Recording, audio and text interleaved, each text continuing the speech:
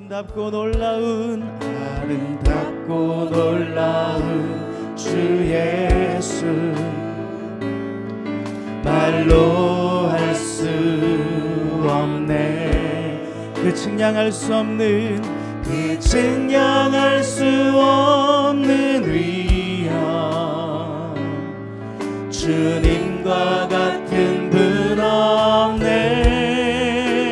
한없는 그 지혜와 사랑, 그 누구도 다할 수 없네. 아름답고 놀라운 주 예수, 보좌에 앉으셨네. 아멘. 주님 앞에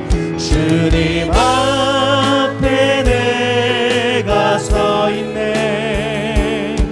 주 앞에 내가 서 있네. 주는 거룩하신 하나님, 그 앞에 주님 앞에 내가 서 있네. 주님 앞에 내가 서 있네. 주 앞에 내가 서 있네. 주는 거룩하신 하나님, 그 앞에 서 있네. 아멘. 내 죄 사함 받고서 예수를 안 뒤 나의 모든 것 다 변했네. 지금 내가 가는 길 천국길이요, 주의 피로 내 죄를 씻었네. 나의 모든 것 변하고 그 피로 구속받았네. 하나님은 나의 구원 되시오니 내게 정죄함 없겠네. 주님 밝은 빛 되사, 주님 밝은 빛 되사 어둠에 치고 나의 모든 것 다 변했네. 지금 내가 주 앞에 온전케 됨은 주의 공로를 의지함일세. 나의 모든 것 변하고 그 피로 구속받았네. 하나님은 나의 구원 되시오니 내게 정죄함 없겠네. 내게 성령 임하고 그리신 사랑 나의 맘에 가득 채우며 모든 공포 내게서 물리치시니 내 맘 항상 주 안에 있도다. 나의 모든 것 변하고 그 피로 구속받았네. 하나님은 나의 구원 되시오니 내게 정죄함. 주님 밝은 빛 되사, 주님 밝은 빛 되사 어둠에 치고 나의 모든 것 다 변했네. 지금 내가 주 앞에 온전케 됨은 주의 공로를 의지함일세. 나의 모든 것 변하고 그 피로 구속받았네. 하나님은 나의 구원 되시오니 내게 정죄함. 내게 성령 임하고 내게 성령 임하고 그 크신 사랑 나의 맘에 가득 채우며 모든 공포 내게서 물리치시니 내 맘 항상 주 안에 있도다. 나의 모든 것 변하고 그 피로 구속받았네. 하나님은 나의 구원 되시오니 내게 정죄함. 나의 모든 것 변하고 나의 모든 것 변하고 그 피로 구속받았네. 하나님은 나의 구원 되시오니 내게 정죄함. 주의 친절한 팔에 주의 친절한 팔에 안기세 우리 마음이 평안하리니 항상 기쁘고 복이 되겠네. 영원하신 팔에 안기 주의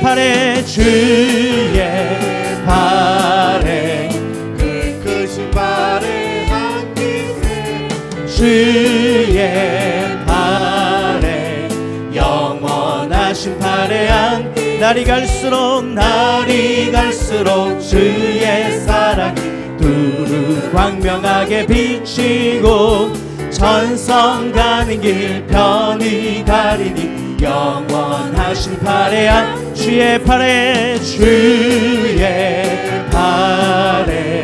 그 크신 팔에 안기세 주의 팔에 영원하신 팔에 안 주의 보좌로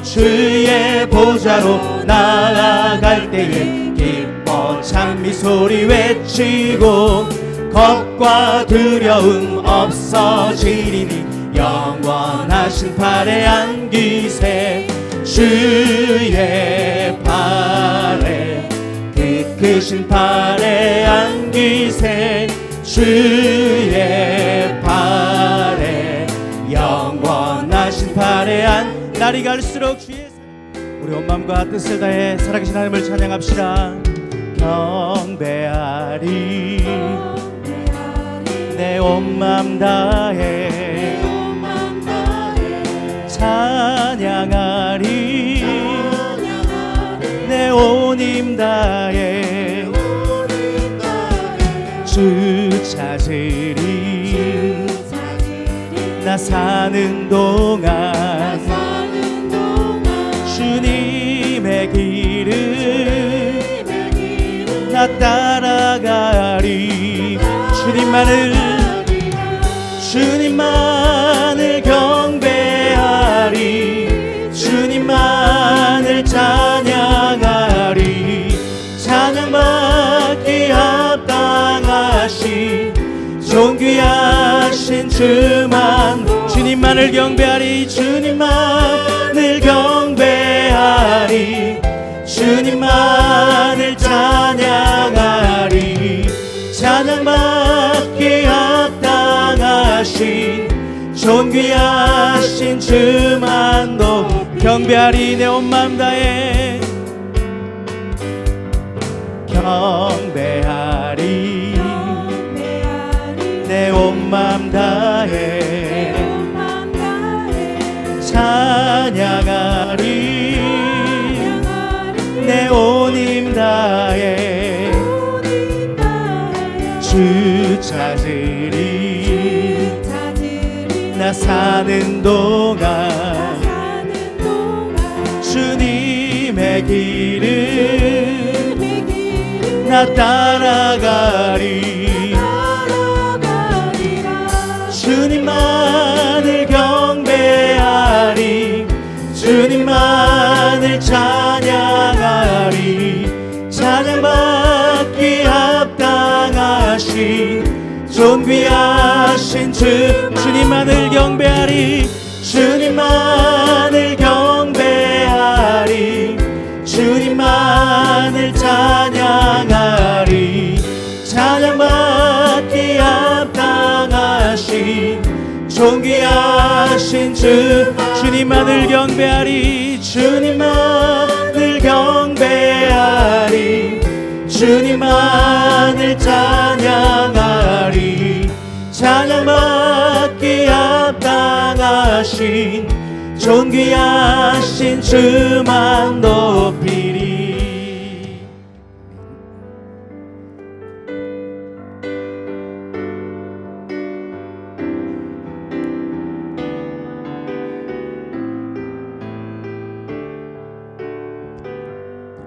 창조의 아버지 창조의 아버지 그 섭리 보이사 택하신 세대 일으키어 이 땅을 고치소서 주의 그 크신 능력 만물이 사모하니 성령의 기름 부어주사 이 시간 임하소서. 주 영광 여기 임하사. 우리 두 손 들고 찬양하겠습니다. 임하사 열방향의 그 빛 비추소서. 주의 얼굴 구할 때 주의 은혜 머무소서. 주 영광 여기 임하사. 주 영광 여기 임하사 열방향의 그 빛 비추소서. 주의 얼굴 구할 때 주의 은혜 머무소서. 우리 오늘 더 살아계신 하나님을 예배하겠습니다. 우리 마음을 다하고 뜻을 다해 우리 정성을 다해서 우리 인생의 최고의 감사 영광으로 우리 하나님 보좌 앞으로 나가시겠습니다. 우리 함께 고백하면서 예배하겠습니다. 하늘의 문을 여소서. 하늘의 문을 여소서. 이곳을 주목하소서.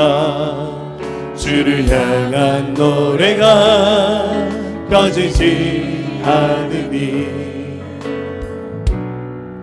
하늘을 열고 보소서. 아멘. 자, 우리 손 들고 고백합시다. 이곳에 임재하소서. 주님을 기다립니다. 기도의 향기가 하늘에 닿으니 주여 임재하여 주소서. 이곳에 오셔서 이곳에 앉으소서.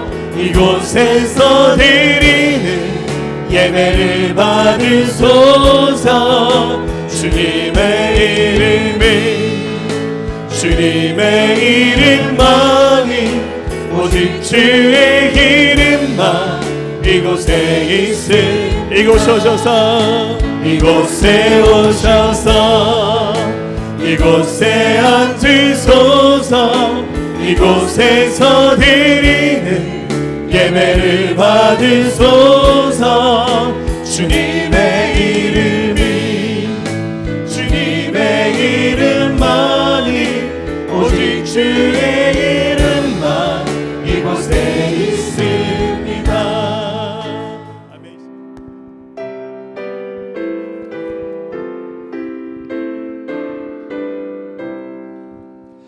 다 함께 주를 경배하세. 주 같은 이가 어디 있을까. 주 앞에 찬양을 드리니 주 성령이여 나를 도우사. 주 기뻐하실 노래 불러서 그 이름 찬양하게 하소서. 내 주여 나를 인도하사 아버지 품에 살게 하시고 주 성령 내 행실 살피사 내 맘과 뜻을 주관하시고 주 성령 내 맘 열어주시사 천평안 간직하게 하소서. 주 성령 나를 감화하사 새 노래 나의 앞에 솟으니 참되고 더 간절한 기도로 다 주께 영광 돌려보내고 주 성령 내 맘 열어주시사 내 주를 찬양하게 하소서. 말할 수 없는 탄식으로 날 위해 친히 간구하시는 주 성령 날 항상 돕나니 이 천한 몸은 주의 것이며 주님의 기업이 을자임을 나 밝히 알게 하여 주소서. 사랑이 많으신 하나님, 죄로 인해 죽을 수밖에 없는 죄인들이지만 하나님의 놀라운 은혜로 사망에서 생명의 삶으로 인도하신 특별한 사랑에 감사와 찬양을 올려드립니다. 늘 주님 안에 보호 아래 있는 우리들이지만 우리는 주님보다 세상을, 주님보다 나를 더 사랑하며 성령의 인도함보다 내 생각과 뜻을 따라 살아온 우리의 삶을 주님의 보혈로 깨끗이 씻어 주시옵소서. 주님, 한 주간의 크고 작은 많은 일들로 인해서 우리의 육신의 병듦으로, 경제적인 힘듦으로, 여러 가지 감정으로, 때론 우리가 생각지 못한 일들로 우리는 연약해지고 작아지고 더 나약한 자가 되지 않았는지요. 우리들이 다시 한번 예배를 통해 우리의 창조주가 되시고 우리 인생의 주인 되신 하나님을 온전히 신뢰하며 나아가는 굳건한 믿음으로 바로 세워지며 새로운 힘을 얻고 회복이 되어지는 시간이 되기를 원합니다. 점점 죄악으로 어두워져가는 시대 앞에서 더욱더 말씀과 기도로 나아갈 때에 우리의 마음속에 주님의 마음과 생각을 부어주셔서 주님의 일들을 이루어 나가길 원합니다. 오직 하나님 나라를 이루기 위한 꿈을 꾸고 같은 마음과 생각으로 서로 하나의 몸이 되어 섬기며 나아갈 때 교회가 빛과 소금의 역할을 감당하며 어두운 세상 앞에 주님의 빛을 비추기를 원합니다. 주님, 우리의 삶이 더 신실함으로, 성결함으로, 진실함으로 매일 우리의 마음과 생각을 지키며 주님의 길을 따라가는 믿음이 되기를 원합니다. 네, 오늘 여러분과 함께 나누실 말씀은 웃음을 주시는 하나님, 이런 제목으로 함께 은혜 나눴으면 좋겠습니다. 우리가 교회에서 많이 쓰는 말 중에 하나님의 은혜라는 말, 너무 좋은 말입니다. 여러분, 그 은혜라는 말의 뜻을 잘 아실 겁니다. 하나님께서 우리 인간에게 주시는 값없는 사랑, 말로 형언할 수 없고 표현할 수 없는 그 크신 하나님의 위대하신 사랑을 우리 은혜다, 그렇게 말합니다. 그래서 세상에서 은혜라는 말을 함부로 잘 쓰지 못하죠. 그래서 은혜라는 말을 거의 유일하게 많이 쓰는 데가 자식들이 부모님의 사랑은 은혜입니다, 이럴 때만 그 은혜라는 단어를 쓸 수 있는 것 같아요. 굉장히 값이 높은, 의미가 깊은 말이 은혜라는 말인 것 같아요. 사실 세상에서는 수고한 대로 그 열매를 거두는 것이 이치입니다. 열심히 노력하면 많이 얻습니다.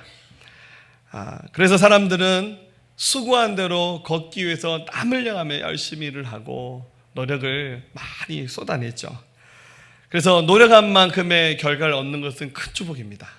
그런데 이 은혜라는 말은 내가 노력하고 수고해서 받게 되는 것이 아니라 일방적인 하나님의 사랑에 의해서, 그럼에도 불구하고 너무나도 부족하지만 하나님께서 우리를 향해서 큰 사랑을 베풀어 주신 것을 우리가 경험하고 누리면서 깨달으면서 이것이 하나님의 은혜군요 라고 고백하게 되는 겁니다. 그래서 항상 하나님은 우리가 구하거나 생각하는 것보다 더 크게 채워주시는 그런 참 좋으신 분임을 고백합니다. 에베소서 3장 20절에 우리 가운데서 역사하신 능력대로 우리가 구하거나 생각하는 모든 것에 더 넘치도록 능히 하실 이에게, 말씀의 기록자든 사도 바울은 기도하기를 구하거나 생각하는 것보다 더 능히 채우시는 분이 바로 우리 하나님이다. 이렇게 믿음으로 고백했습니다. 바라기는 이 자리에 있는 모든 분들이 그 은혜로 채워질 수 있었으면 좋겠습니다. 우리 삶을 한번 돌아봅시다. 여러분의 삶을 돌아봤을 때 내 삶이 굉장히 화려하다고 느껴지는 분도 있고 내 삶은 굉장히 초라하다는 느낌이 드신 분도 있을지도 모르겠습니다. 하지만 우리의 삶의 모든 것이 다 하나님의 은혜입니다. 우리가 건강한 거 하나님의 은혜 맞습니까? 네. 우리의 가정도 하나님의 은혜죠. 할렐루야. 그리고 여러분의 사역이라든지 생업, 소유하고 있는 물질, 여러분의 장래의 희망이라든지 마음의 평안, 그 모든 것은 다 하나님의 은혜로 된 것입니다. 어떤 점에서 평범한 일상이 여러분들 축복입니다. 굉장히 뭔가 좀 다양한 일, 좀 뭔가 정말 쇼킹한 일이 많이 일어나는 거 여러분 그 절대 축복 아닙니다. 아침에 일어나서 숨이 잘 쉬어지고 일어났더니 걸어지고 화장실 편안하게 가고 마실 수 있는 물이 있고 음식이 있고 냉장고 열면 너무 많죠. 너무 많아서 정리가 안 됐죠. 그죠? 먹을 것이 넘쳐나요. 웃으신 분들은 다 좀 의미 있는 것 같아요. 먹을 것이 너무 많고 아침에 일어나서 옷을 빌리고 옷장을 열었더니 옷이 너무 많아요. 그래서 오늘은 무슨 옷 입고 갈까? 그죠? 신발을 신으려고 신발장을 열었더니 오늘은 무슨 신발을 신고 갈까? 그런 고민을 하잖아요. 차가 2대 있는 분들 오늘 무슨 차를 타고 교회 갈까? 할렐루야. 평범한 일상의 반복이 축복인데 그것은 다 우리 수고와 노력보다 더 크신 하나님의 축복으로 되어진 것입니다.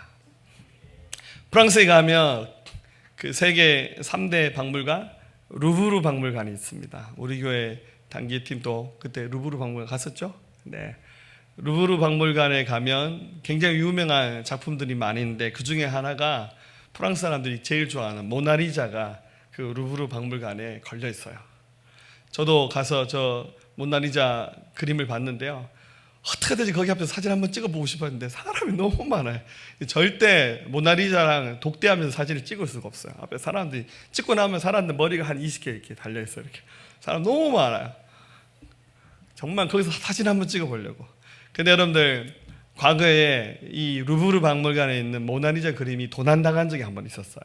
누가 이 그림을 훔쳐가 버렸습니다. 이 레오나르도 다빈치가 그렸는데 이 그림을 도난당하고 난 다음에 프랑스 사람들이 난리가 났어요. 먼저는 이 루브르 박물관의 소장님을 완전히 이거 벌을 줘야 된다.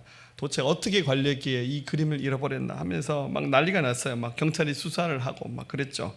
그런데 정말 감사하게 2년 후에 이 모나리자를 되찾아서 저 루브르 박물관에 걸어놨어요. 사람들이 예상하기로는 이 모나리자를 보기 위해서 사람들이 더 많이 올 거라 생각했습니다. 이게 웬일입니까? 모나리자를 되찾았는데 이 박물관을 찾는 사람의 숫자가 더 줄어들었어요. 이유는 이 모나리자 그림을 도난당하고 난 다음에 그 빈 공간에 비어있었을 거 아니에요? 그 사이에 박물관을 찾는 사람이 5배로 늘어났어요. 사람들 와서 모나리자 그림이 걸려있었던 곳이다 하면서 그 앞에서 다 쳐다보면서 눈물 흘리면서 사진 막 찍고 모나리자는 없는데 막상 모나리자 되찾아놓으니까 사람들이 별로 안 와요. 있을 때는 그것이 얼마나 감사한지 몰랐어요. 여러분 집에 원수가 좀 있잖아요.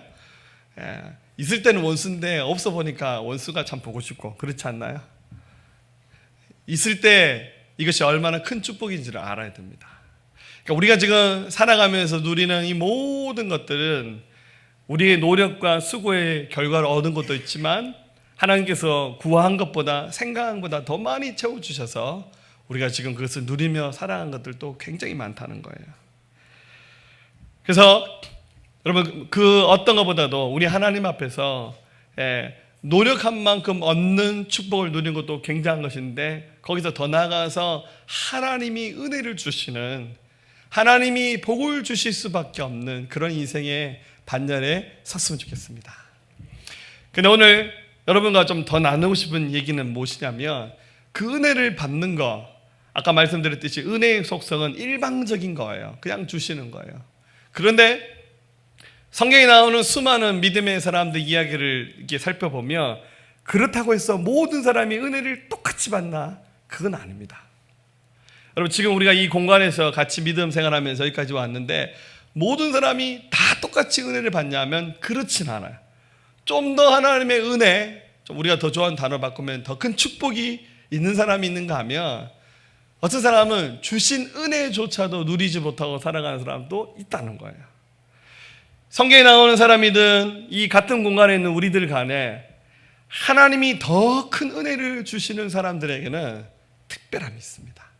자, 은혜는 내 노력이 아닌 일방적으로 주어지는 겁니다. 하지만 은혜를 더 깊게 만들고 은혜를 더 은혜되게 만드는 데는 그 사람이 가지고 있는 굉장한 특별함이 있다는 겁니다. 우리 그것을 배웠으면 좋겠습니다. 주인공은 우리가 잘 아는 믿음의 조상으로 불리우는 아브라함입니다. 아브라함이라는 사람이 있었는데요, 이 사람 갈대아 땅 우르라는 곳에 살고 있었습니다. 지금의 페르시아 땅 어느 한 부분에서 살고 있었던 것 같아요. 평생 목축을 했습니다. 소 키우고 양 키우면서 유목 생활을 했는데, 여기 있는 이 유목민들의 특징은 땅에다가 벽돌로 된 집을 짓지 않고 평생 천막을 쳐서 이렇게 이동하는 삶을 살았어요. 여러분들 이제 천막이라서 우습게 생각하시면 안 돼요. 여러분들 캠핑 가는 텐트를 생각하지 마시고 굉장히 천막으로 된 집을 잘 짓고 거기는 안방, 뭐 사랑방, 부엌 다 있어요. 예. 그리고 저도 성지순례 가서 보니까 여기 있는 유목민들 보니까 차는 엄청나게 좋은 차를 타고 다니더라고요. 집은 텐트인데 차도 엄청나게 좋은 차를 타는 그런 생활을 합니다. 아브라함이 평생 목축을 했기 때문에 나름 부자였고 집은 이제 장막이었습니다. 하지만 자기 아버지의 이름이 데라인데 아버지는 우상을 섬기는 사람이었어요. 그래서 우상 숭배자의 가정에서 태어났습니다. 성경에 나오지 않지만 아브라함에게는 형이 있었는데, 아브라함은 첫째가 아니었는데 자기 아버지 데라가 얼마나 우상을 지독스럽게 이렇게 섬겼든지 자기가 믿는 신에게 제사를 지내면서 자기 맏아들을 불에 태워서 죽이면서 그러면서 제사를 드렸다고 합니다. 굉장히 지독스러운 우상 숭배자입니다. 그러던 그 가정의 아브라함, 나이가 75세 될 때까지 대를 이을 자식이 하나도 없었어요. 어떠세요? 이 아브라함은 좀 평범했고 그렇게 아브라함을 향해서 참 복 있는 삶을 살았다라고 말하기에는 뭔가 좀 부족함이 있는 그런 인생이었습니다. 그런데 하나님께서 그 시대에 수많은 사람이 있었지만 하나님께 특별히 이 아브라함이라는 사람을 찾아오셨어요. 그리고 그를 선택하셔서 그를 부르셨어요. 그게 이제 창세기 12장에 나온 말씀이죠. 12장 1절에서 4절 말씀 보면 같이 읽어볼까요? 여호와께서 아브라함에게 이르시되 너는 너의 고향과 친척과 아버지 집을 떠나 내가 내게 보여줄 땅으로 가라. 내가 너로 큰 민족을 이루고 내게 복을 주어 내 이름을 창대하게 하리니 너는 복이 될지라. 너를 축복하는 자에게는 내가 복을 내리고 너를 저주하는 자에게 내가 저주하리니 땅의 모든 족속이 너로 말미암아 복을 얻을 것이라 하신지라. 이 아브라함이 여호와의 말씀을 따라갔고 롯도 그와 함께 갔으며 아브라함이 하란을 떠날 때 75세였더라. 아멘. 자, 이 사람이 75세가 되었을 때 하나님께서 부르시면서 너는 고향과 친척과 아버지의 집을 떠나서 지금부터 내가 너에게 지시할 땅이 있는데 너는 거기 가서 살아라. 그렇게 말씀하셨어요. 그러면서 너를 통해서 큰 민족을 이루고 복을 주어서 너의 이름을 창대하게 하겠으니 너의 그 이름 자체가 복의 근원이 될 것이다. 너를 축복하는 자에게는 축복하고 저주하는 자에게는 저주한다. 이렇게 약속해 주셨어요. 굉장한 거죠. 아무나 아브라함한테 욕을 못해요. 아브라함 저주하면 그 저주가 그에 그대로 미쳐버리고 아브라함을 축복하면 그 축복이 그에게 미치니까 함부로 아브라함의 이름을 입에 못 담는 거예요. 여러분, 아브라함이 4,000년 전의 사람입니다. 지금도 여러분들 우리 기독교뿐만 아니라 이슬람도 아브라함을 자기 믿음의 조상이라고 생각하는데 아브라함을 향해서 굉장한 칭찬과 존경을 표시합니다. 함부로 아브라함 이름을 담으면서 아브라함에게 뭐 소새끼 개새끼 이렇게 할 수가 없어요. 하나님이 약속하기를 축복하는 자에게 축복하고 저주하는 자에게 저주한다 하시니까 함부로 아브라함 이름을 입에 담지 못하는 거죠. 엄청난 약속이었고요. 그리고 이 약속을 따라서 결국 여러분들 우리 아브라함의 인생의 뒷얘기를 알고 있잖아요. 지금 알고 있지 않습니까? 이 약속이 그대로 이루어져서 아브라함이 믿음의 조상이 되어서 지금의 이스라엘을 세우게 되었고 그의 후손들, 그의 영향력이 4,000년이 지난 지금까지도 계속해서 미치고 있습니다. 그 약속이 그대로 다 이루어졌습니다.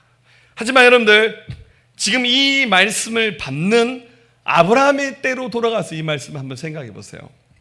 하나님의 약속을 받았어요.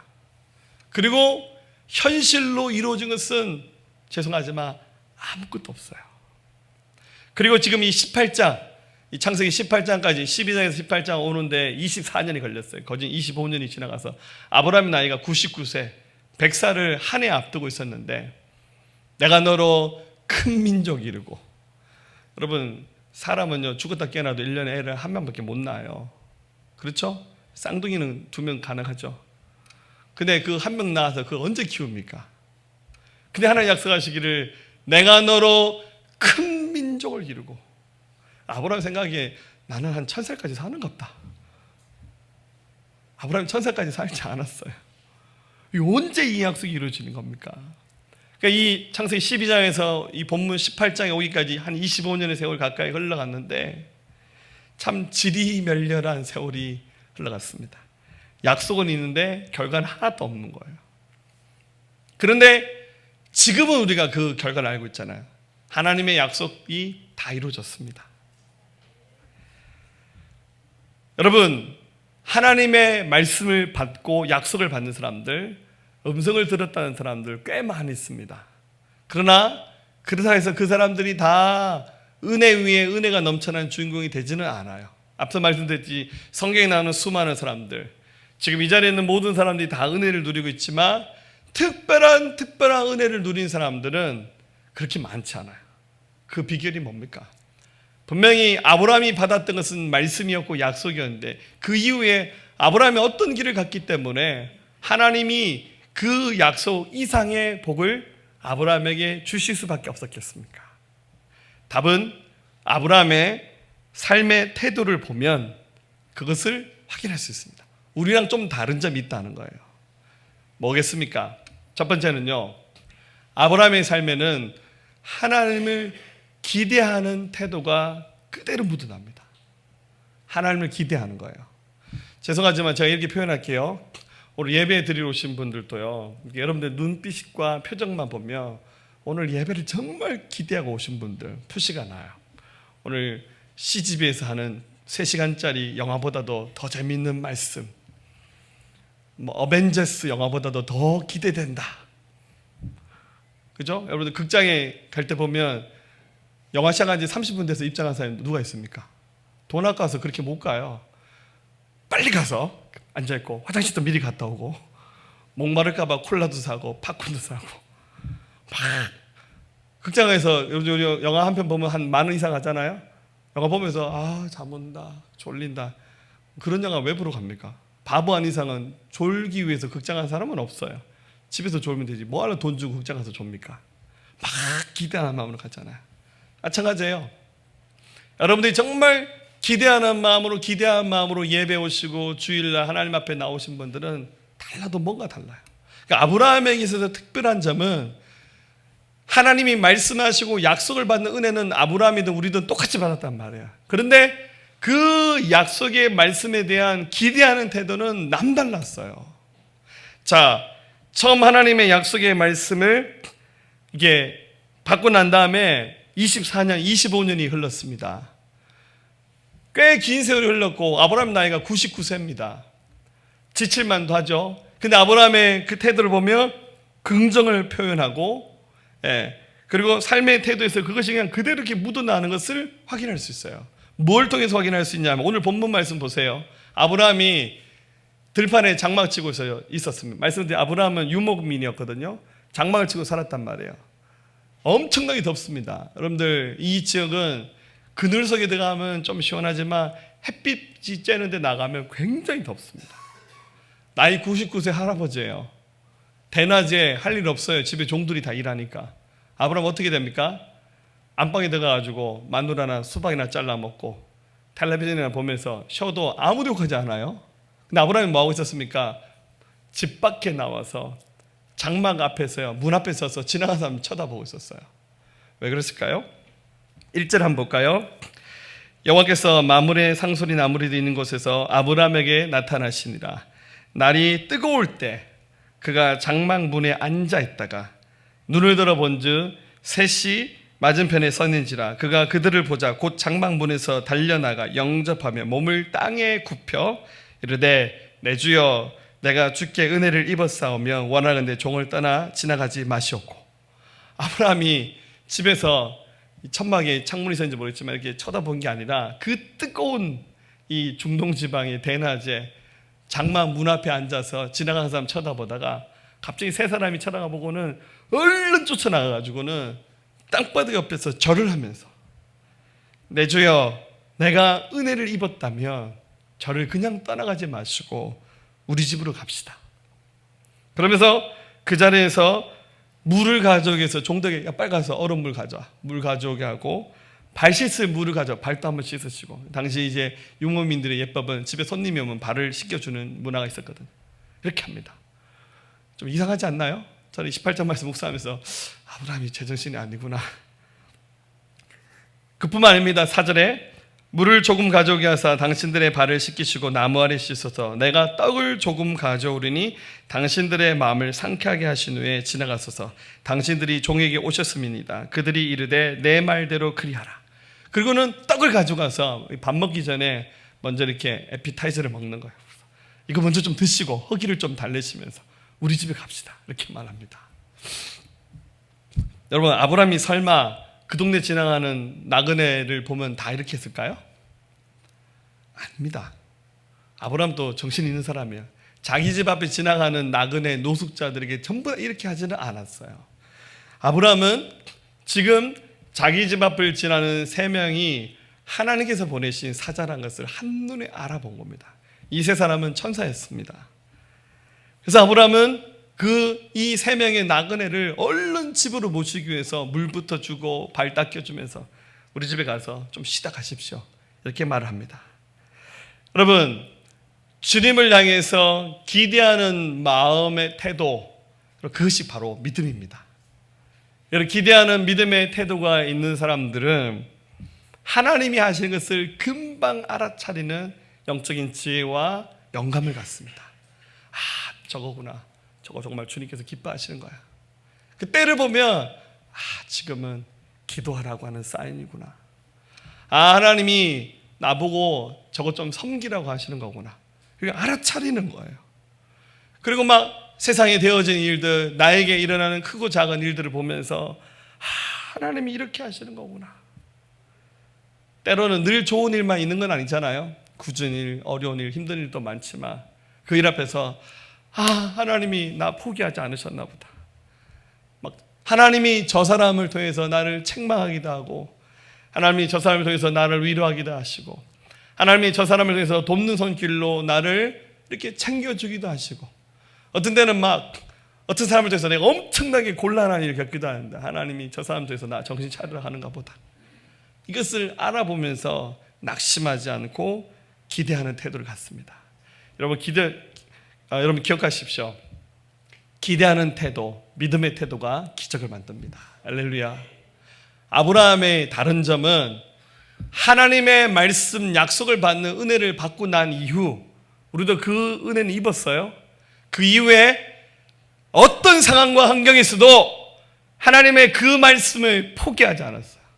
하나님이 약속하셨으니까 그 말씀이 반드시 내 생애 안에 이루어질 것이다.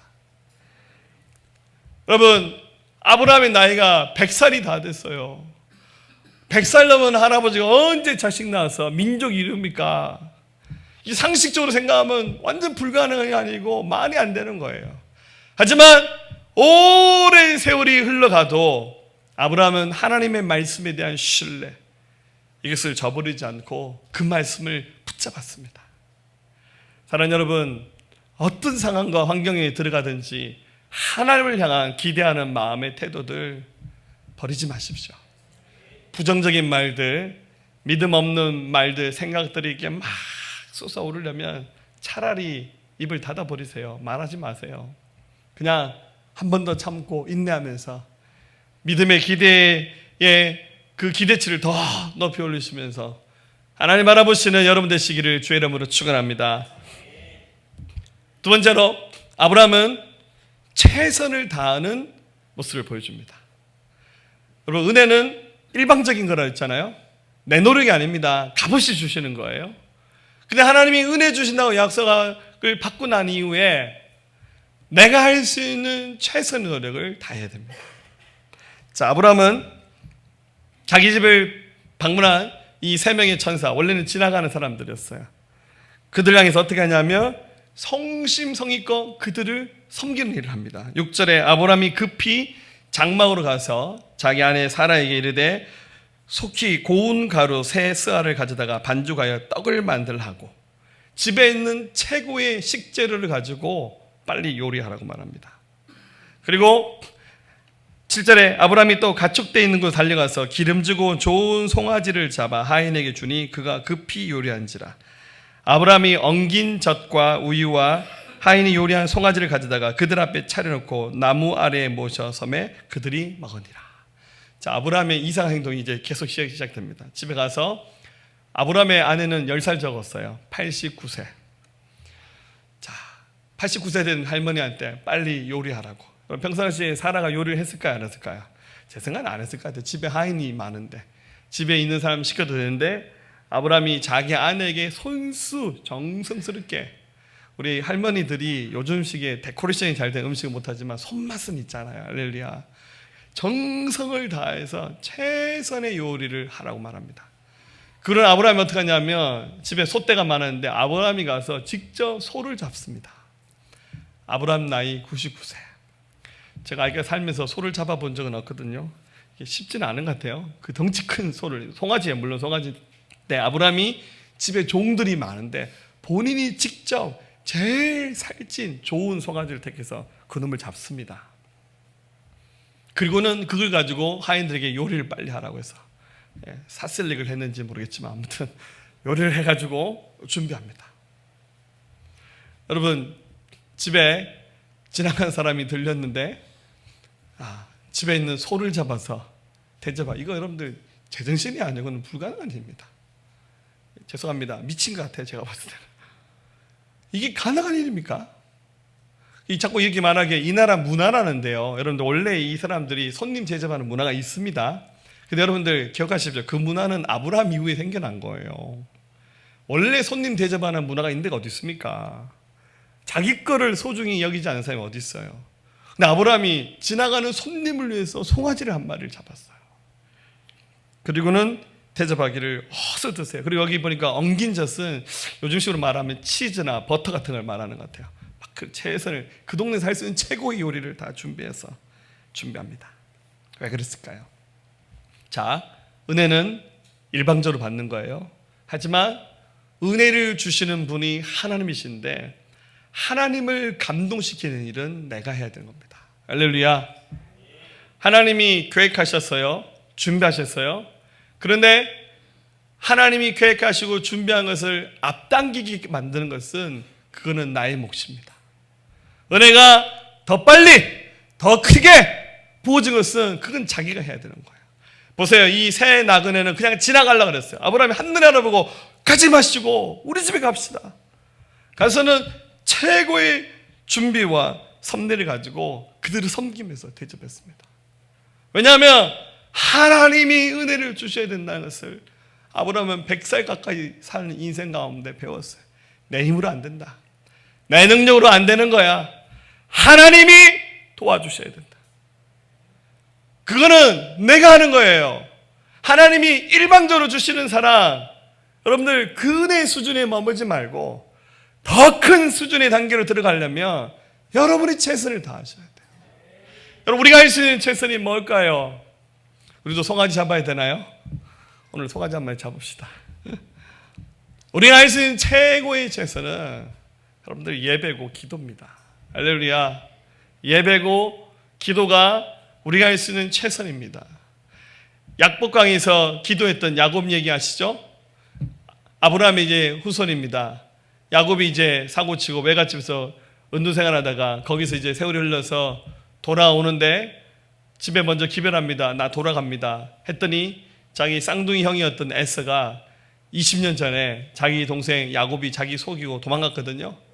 20년 만에 돌아온다니까 너무 화가 나가지고 그 20년간 이 분이 안 풀려서 칼을 뽑고 집에 군사 400명을 데리고 쫓아갑니다. 단칼에 야곱을 죽이려고 합니다. 야곱이 그 소식을 듣고 마음이 쫄아들었어요. 옛날 같았으면 또 한 번 속이면 되는데 이제는 나이 들어서 자기 형을 속일 수도 없고 그 하나님 방법이 아니라는 거 알았어요. 그래서 앞에다가 소떼, 양떼, 자기 마누라, 자기 자식 앞에 쭉 세고 자기는 맨 뒤에 쳐져서 가다가 중간에 약복강이라는 강을 만났는데 식구들을 다 강 건너 보내게 하고는 그날 밤 야곱은 약복강에서 뭐 하냐면 인간적인 노력은 다 했어요. 앞에 뇌물 갖다 주고 소떼 양떼 세우고 마누라 조카 자식들 세우니까 자기 형한테는 조카니까 좀 보고 난 다음에 마음이 좀 열려져서 자기를 좀 이렇게 용서해 주기를 바라는 말 할 수 있는 최선을 다했어요. 그러는 다음에 야곱이 선택한 마지막 최선은 뭡니까? 기도하는 일이었어요. 막 기도를 했습니다. 근데 기도하는데 천사가 나타났어요. 오늘 천사가 많이 나타나네요. 천사가 나타나서 기도하는 야곱에게 시비를 거는 거예요. 야, 나랑 씨름 한판 하자. 그래서 야곱은 기도하다마다 갑자기 덩치 큰 사람이 나타나 씨름하는데 이게 자기 형이 보낸 복병인지 알 수가 없잖아요. 그래서 얼떨결에 씨름하는 거예요.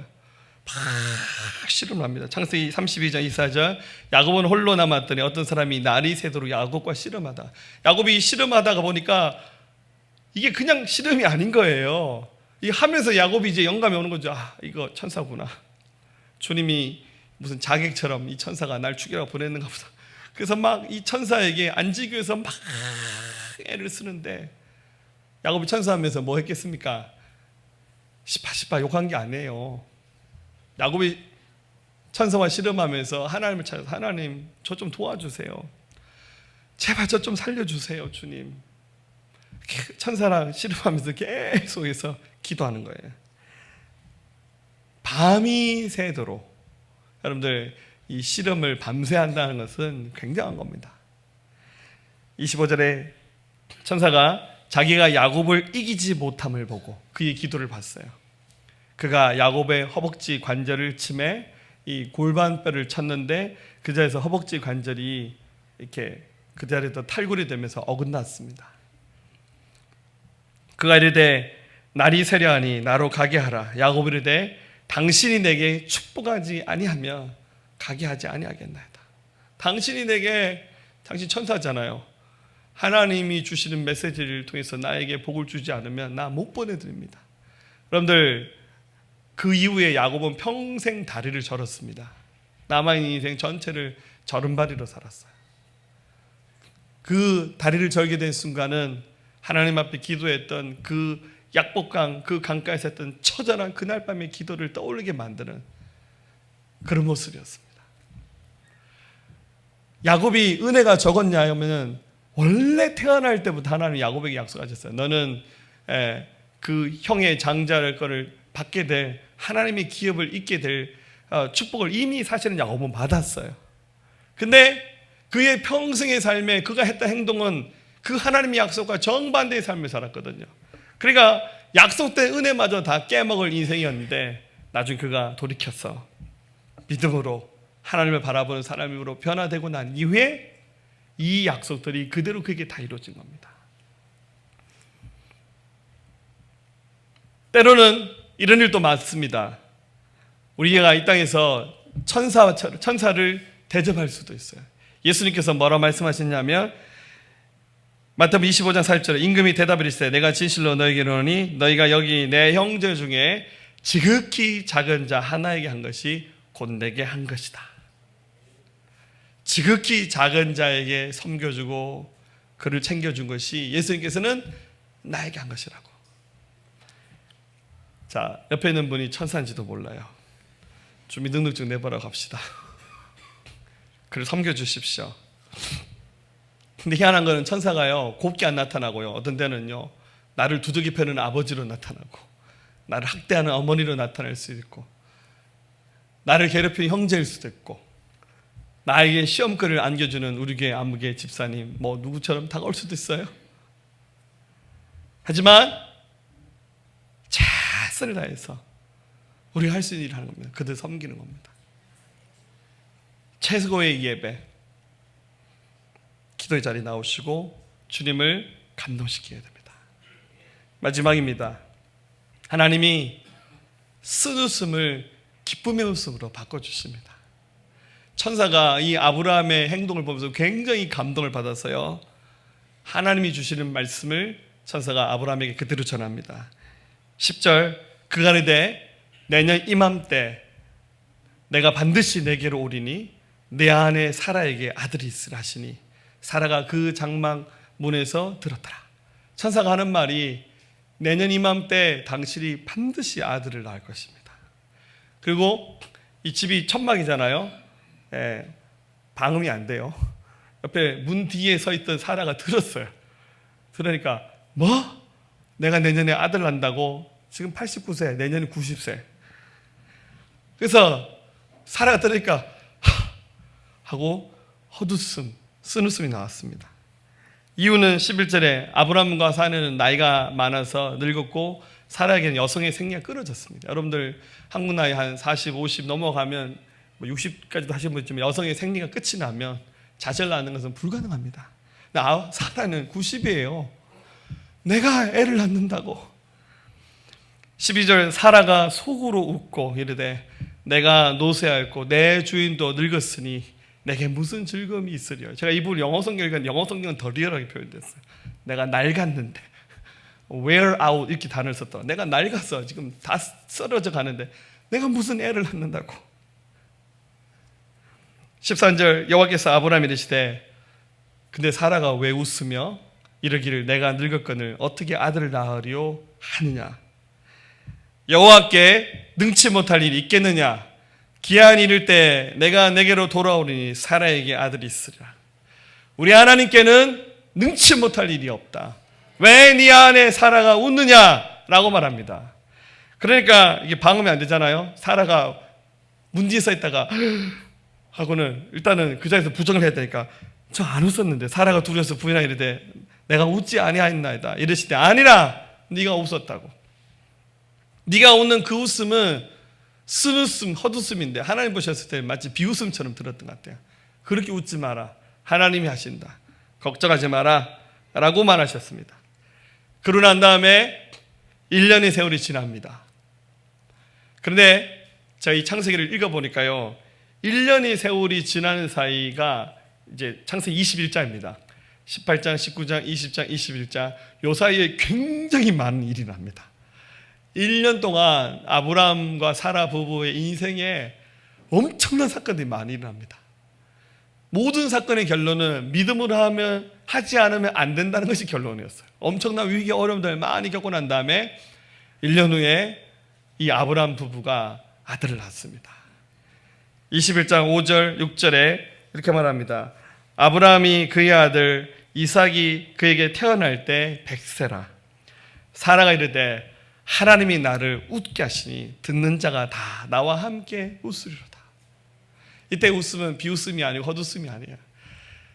야, 하나님 정말 나를 하여금 웃게 하시는구나. 그전에는 우리 할아버지 할머니 우리 부부 사이에 뭔 즐거움이 있겠냐라고 이렇게 한탄했었는데 하나님이 정말 웃게 하시는 거구나 라고 이 아브라함 부부가 고백했습니다. 우리 하나님은 그런 분이세요. 여러분들 약속받은 은혜 굉장합니다. 근데 그거 그냥 가만히 하나님 나한테 그 약속 주셨지 라고 생각하지 마시고 그 약속을 기대하고 믿으시면서 기도의 자리 나오세요. 예배 자리 나오세요. 여러분이 할 수 있는 최선을 다해서 하나님을 감동시키셔야 돼요. 그러면 하나님이 진정한 웃음을 우리 마음 가운데 주십니다. 할렐루야. 말씀 마치겠습니다. 우리 조선시대 때 숙종이라는 임금이 있었습니다. 굉장히 오래된 얘기인데요. 야사에 보면 나옵니다.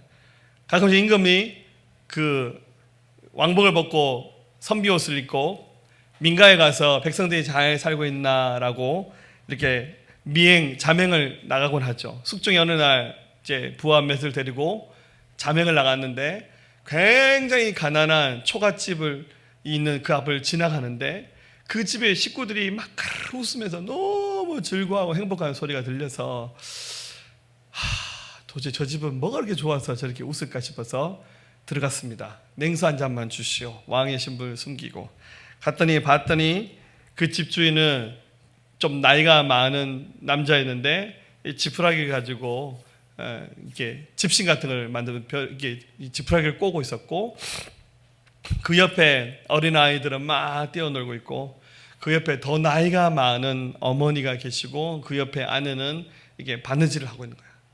굉장히 전형적인 가난한 집의 모습입니다. 그런데 그 집 주인과 나이 드신 할머니, 뭐 애들, 부인 다 웃으면서 이렇게 즐겁게 살아가는 것이 너무 이상하다는 생각이 들었어요. 그래서 뭐가 그렇게 즐겁냐 물었더니 주인이 미소를 띠면서 이렇게 말합니다. 우리가 이렇게 어렵게 살아도요, 빚도 갚고요, 저축도 하면서 살아요. 그래서 웃음이 절로 나오는 거예요. 그래서 알겠다고 이 숙종이 돌아갔습니다. 그래서 신하들 보내서 그 집에 돈이 얼마인지 한번 조사해봐라고. 저축도 한다는데 뭔 돈이 많이 있냐고.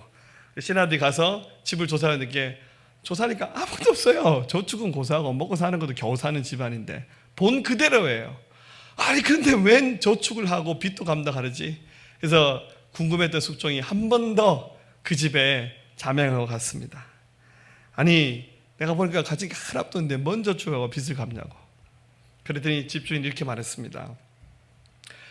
부모님을 공양하면서 사는 것이 빚을 갚는 것이고, 늙어서 의지할 아이들을 키우는 것이 그게 바로 저축 아닙니까? 이보다 더 좋을 수 없으니 저절로 웃음이 나올 수밖에 없네요. 이렇게 말을 했습니다. 자, 이것을 똑같은 상황 우리 이렇게 말하죠. 그 집에 식구도 많다. 먹을 양식도 없는데 막 식구들 애들은 왜 이렇게 많고, 늙으신 어머니 뭐 할 건 하나도 없지. 똑같은 상황을 굉장히 열악하게 더 나쁘게 얘기할 수 있지만 이렇게 긍정적으로 생각하고 말하니까 이게 더 큰 은혜이고 축복 아닙니까? 유대인들에게는 그 사람에게 귀가 3개 있다고 표현합니다. 근데 사람의 귀가 2개죠? 3개 계신 분 없죠? 잠잘저기 달려서 막 눌리면 큰일 납니다. 사람의 귀는 2개잖아요. 근데 유대인들은 전통적으로 사람에게 귀가 3개 있답니다. 3번째 귀는 뭐냐면 바로 웃음이라는 거예요. 왜냐하면 웃음은 우리 그런 말 있잖아요. 우스갯소리란 말 있잖아요.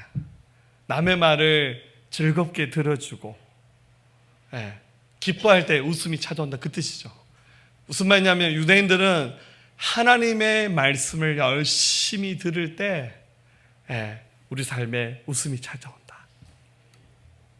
사랑하는 여러분, 하나님은 한 번도 우리를 향해서 저주하겠다, 너희를 깨트리겠다, 너희 망가뜨리겠다 그렇게 말씀하지 않으세요.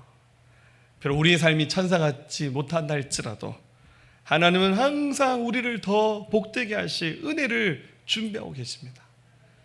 여기서 더 나가셔서 그 은혜를 훨씬 더 풍성한 삶으로 바꿔보십시오. 하나님을 기대하십시오. 최선을 다하십시오. 웃음을 주실 하나님을 찬양하면서 믿음의 자리에 서는 저와 여러분이 되시기를 주의 이름으로 축복합니다. 예수 우리들의 밝은 빛, 예수 우리들의 밝은 빛, 은혜와 긍휼을 베푸시는 주, 의의 길을 따라가는 주의 자녀들에게 항상 밝은 빛을 비추시네. 그는 구원의 주 하나님, 그는 구원의 주 하나님, 공의로운 세상을 다스리시네.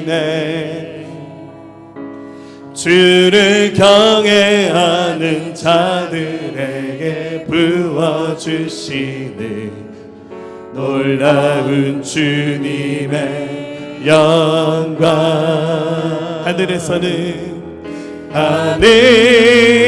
하늘에서 찬란하게 빛나는 주의 영광 이 땅에 오셨네.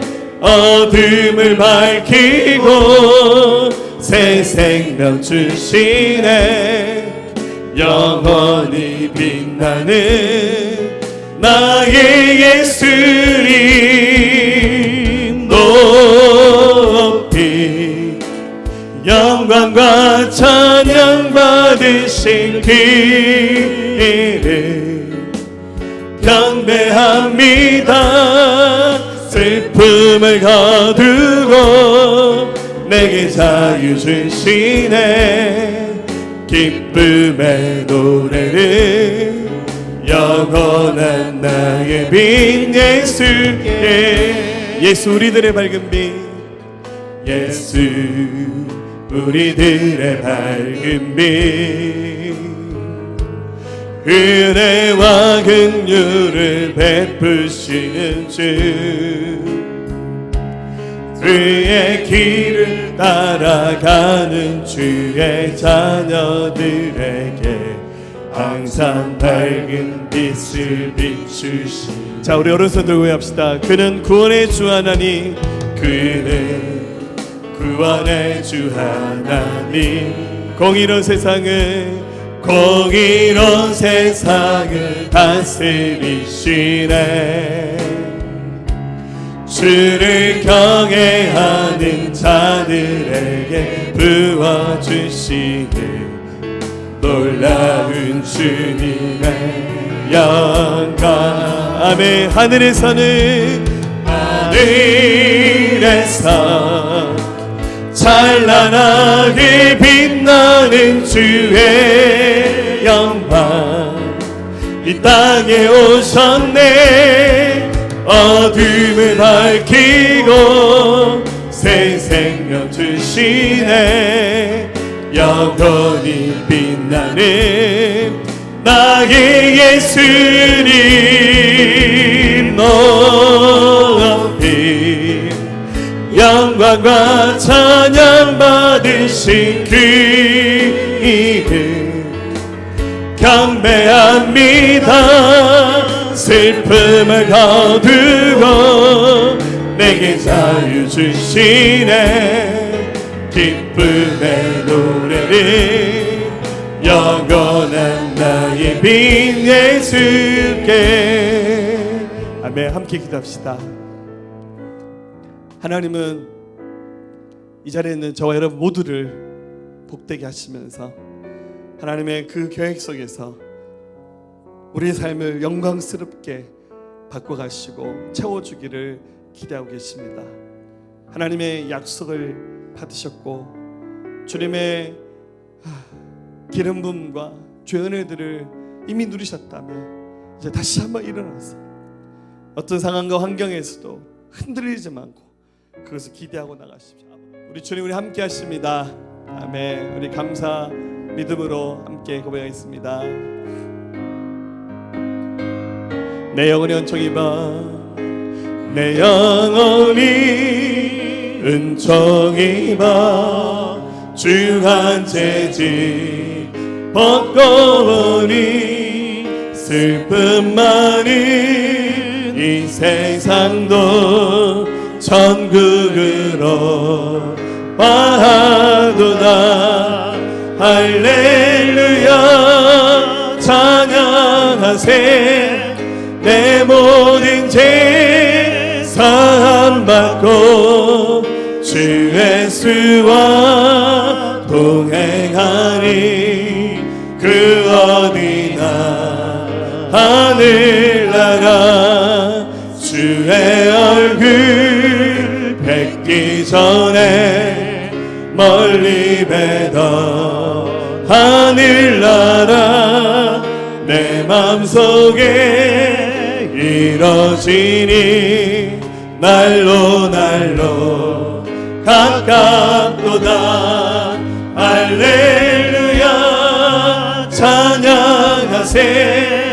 내 모든 죄 사함받고 주 예수와 동행하니 그 어디나 자, 우리 두 손 앞을 내미시고 높은 산이 거친 들이 조망이나 근거리나 내 주 예수 모신 곳이 그 어디나 하늘나라 할렐루야 찬양하세 내 모든 죄 사함받고 주 예수와 동행하니 그 어디나 하늘나라